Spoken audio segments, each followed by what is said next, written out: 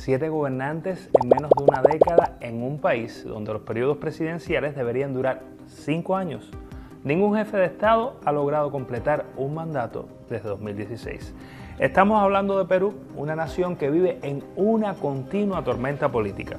¿Cómo pasó de tener un presidente maestro a uno acusado de violación? En esta entrega de Otro Ángulo analizaremos la reciente caída de Dina Boluarte y el ascenso de José Gerí y la inestabilidad política que no parece tener fin. La historia reciente del Perú resulta una acumulación de golpes fallidos, congresos obstruccionistas y un pueblo que exige cambio, pero que choca una y otra vez con los mismos intereses. En julio de 2021, cuando el maestro rural y sindicalista Pedro Castillo llegó al poder con el respaldo de las regiones más olvidadas del país, su victoria fue vista como un voto contra las élites limeñas, contra el racismo estructural y contra décadas de neoliberalismo. Desde que asumió el cargo, un Congreso controlado por la derecha oligárquica emprendió una campaña de linchamiento político y judicial para hacer ingobernable su mandato. Durante el tiempo que estuvo en la presidencia, Castillo enfrentó 3 intentos de destitución, varias renovaciones de su gabinete y el ataque constante de los medios de comunicación. Mientras en otros gobiernos peruanos la corrupción estaba muy presente. En el caso de Castillo, su crimen era ser un líder indígena que se atrevió a desafiar los intereses establecidos y a proponer un programa de justicia social y soberanía.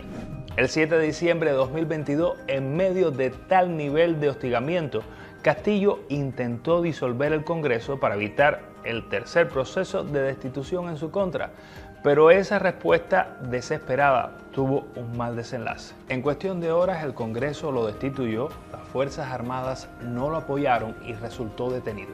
Castillo fue acusado de rebelión y permanece en prisión preventiva como resultado de lo que se considera otro caso de persecución judicial en América Latina con el uso de las estructuras judiciales y legislativas para derrocar un adversario político. La vicepresidenta Dina Boluarte asumió entonces la presidencia. La nueva mandataria gobernó con el apoyo de los mismos sectores que sabotearon a Castillo y su giro a la derecha fue inmediato.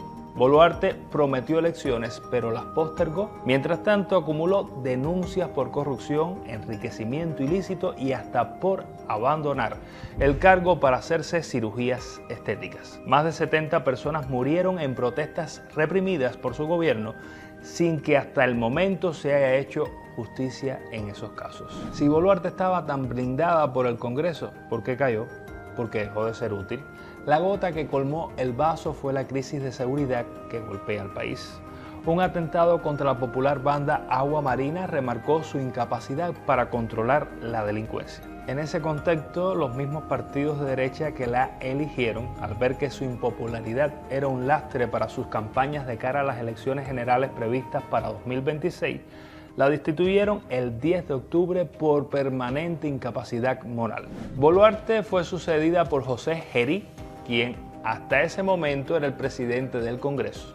Gerí llegó al poder con un pasado oscuro y múltiples denuncias, entre ellas violación sexual y enriquecimiento ilícito. Su partido Somos Perú es uno de los más pequeños del legislativo y su mandato no nace de la legitimidad popular, sino de un acuerdo en la cúpula de un parlamento que también sufre de amplio rechazo ciudadano. La llegada de Gerí no representa una solución, sino una nueva etapa de la misma crisis, porque lo que ocurre en Perú no tiene que ver con nombres, sino con el modelo político. Desde el auge del fujimorismo en la década de 1990, el país vive bajo un sistema que favorece al Congreso, debilita al Ejecutivo y entrega grandes privilegios a las élites económicas. Los gobiernos que intentan cambiar algo, como el de Castillo, son saboteados.